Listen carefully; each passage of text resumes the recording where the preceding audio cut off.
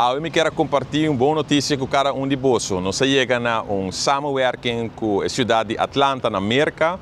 Uma cidade que eu conheci na onda que nasce música hip-hop, urbano, R&B, trap, etc. E uma cidade que conheci que tem uma indústria muito grande rond o estilo de música aqui e uma infraestrutura muito grande que tem um lugar, muito projeto para desenvolver de talento, exportação e conexão internacional. E ano passado, a Holanda a começar com uma missão na uma corrida diferente, produtor de songwriters for de Holanda na Atlanta, a trabalhar em estúdio, a fazer networking, hasta reina a visitar as sessions aqui e o impacto está muito grande e mirando com forte impacto aqui está o momento que minha pessoa a conversar com o consulado general de Holanda na Atlanta para assim nós provar como nós podemos criar oportunidades para nosso talento também de Aruba por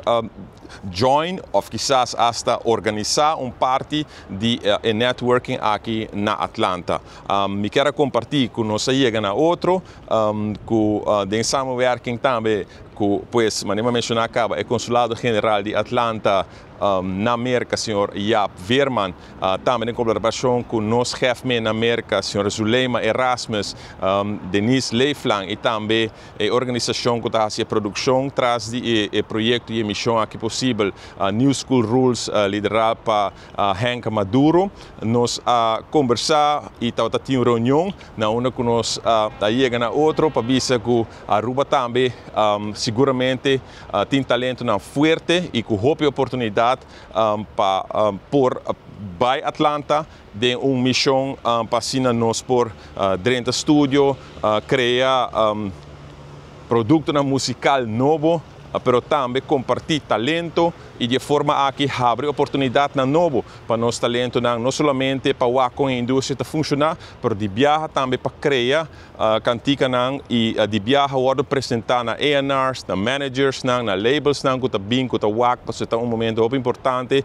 que tem muito interesse para ele e para nossa isla agora aqui Aruba seguramente também está guardo mirar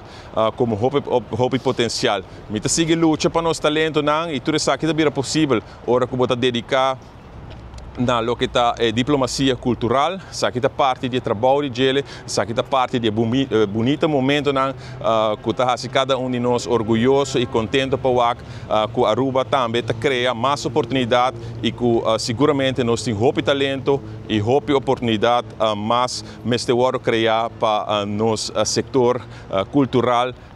Nos talento na Aruba e no caso aqui seguramente produtor ng songwriters for the isla que agora